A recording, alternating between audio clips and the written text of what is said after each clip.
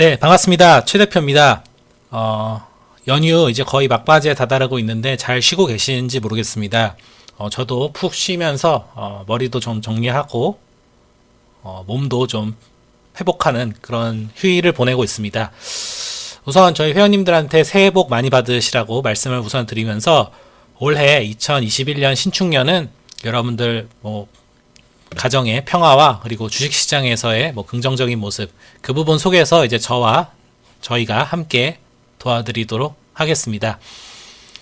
오늘은 이제 좀 다음 주 일정을 전체적으로 한번 정리해 보니까 특별한 건 없어서 이 내용별로 코멘트를 간단하게 해드리고, 약간 문의가 많으셔서 해외 쪽과 코인 쪽 포지션에 대해서 간단하게 정리를 하면서 그 부분을 어떻게 짚어야 되는지, 그리고 이 현상에 대해서 제 소회를 좀 말씀을 드려볼까 합니다.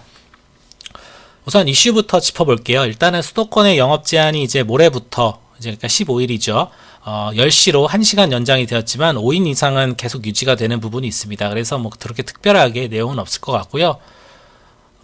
사실은 조금 이 부분에 대해서는 좀 정부의 그런 생각을 좀 유지를 하겠지만 이럴 바에는 차라리 미리미리 좀 잡아야 되지 않나. 사실 방역과 그다음에 안보와 그다음에 국민 생명과 직결되는, 그러니까 금융 쪽은 제재가 어떻게 보면 조금 더 강하면 강할수록 오히려 더 좋다는 판단이 됩니다. 금융 쪽은 약간의 풀어줘야 되는 부분도 있지만 어떻게 보면 생명과 재산을 지키는 게 정부가 해야 할 가장 첫 번째 목표이기 때문에 그런 부분에서는 특별한 코멘트를 하지 않겠습니다.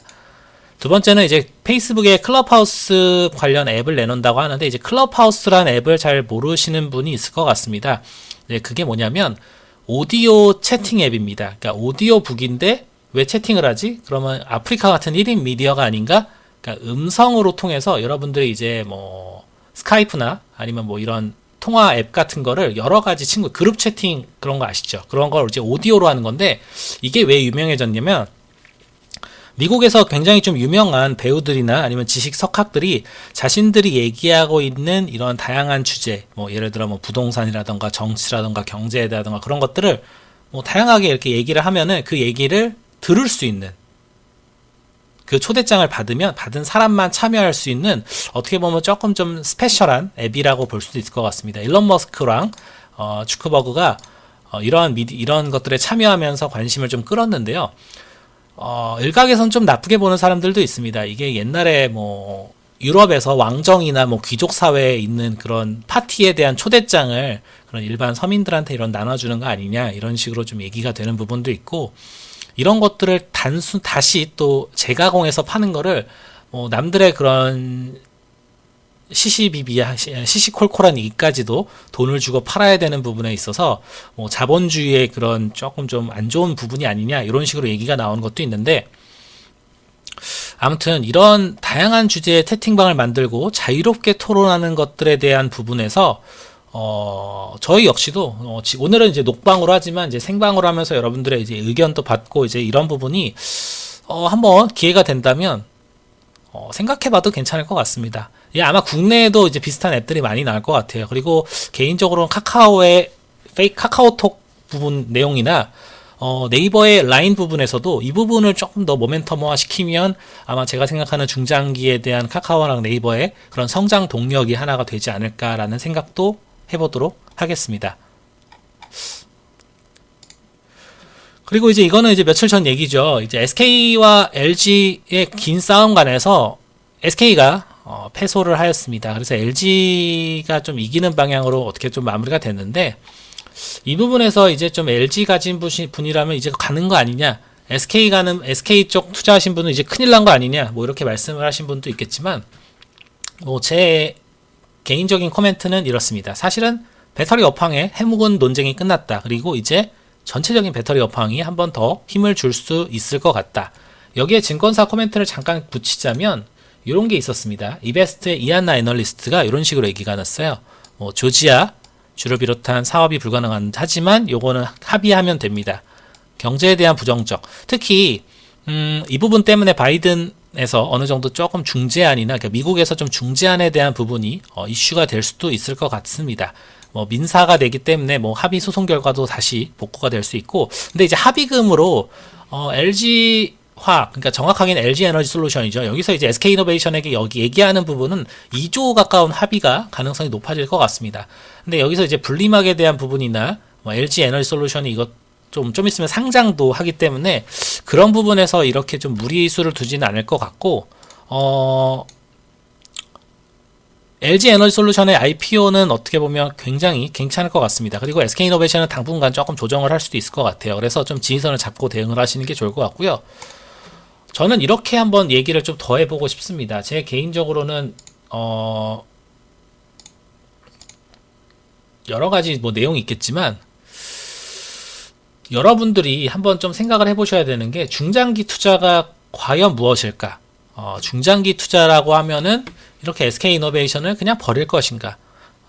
일례로 제 지인 중에 하나가 진짜 중장기라는 친구가 있습니다. 이따가도 말씀드리겠지만 코인으로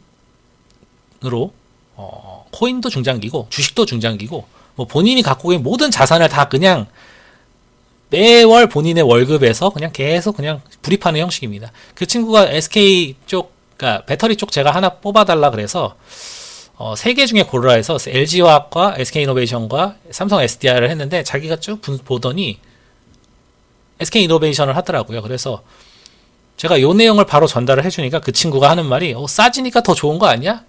이런 식의 생각을 하면서 제 옛날 제가 생각했던 중장기의 관점을 다시금 생각해보는 관점을 가져보게 되었습니다.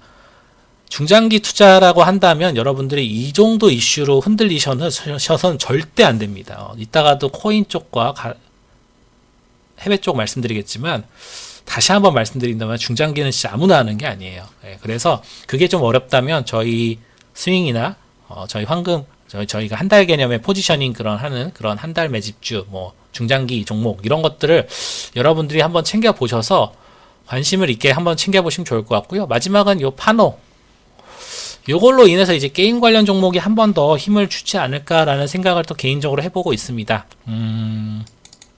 쭉쭉 보면 뭐 사실 별 내용은 없지만 이게 시발점이 되어서 벌써 이제 두 번째 풀린 거거든요. 그래서 이게 좀 되면 나머지 게임 업체들도 한 번씩 또 레벨링이 되지 않을까 생각이 되고 있고요. 미국 쪽에서는 요 내용은 조금 좀 SK 증권의 이호성 애널리스트 이따가도 좀 소개해 드리겠지만 그분의 그런 리서치를 조금 좀 내용을 참고했습니다. FOMC 의사록의 주되는 이제 파월과 이런 부분의 생각을 한번 짚어보자. 그래서 이제 여기서 이제 그러니까 유가가 이제 60불이 되고 달러 강세는 아닌 것 같은데 빅스는 또 내려가고 그래서 옐런과 파월의 그런 공통적인 내용은 액트 빗 크게 행동하자 스트롱 레이버 마켓 그다음에 그런 것들을 계속해서 시장을 좀 더 풀어주겠다는 뉘앙스를 계속해서 풍겨주고 있기 때문에 저는 아직도 바닥이라고 생각하지는 않습니다. 아직도 고점이라고 생각하지는 않습니다. 좀 더 시장이 업사이징 할 가능성이 있고요. 뭐 일별의 내용을 살펴본다면 뭐 상승장이 뭐 2, 3년 간다, 뭐 5년 간다 이런 얘기도 있겠지만 뭐 그거는 그때그때 대응을 하는 게 맞을 것 같고요. 이제 화이자 백신 접종 이 부분과 이제 유럽의 ECB의 통화 정책 회의.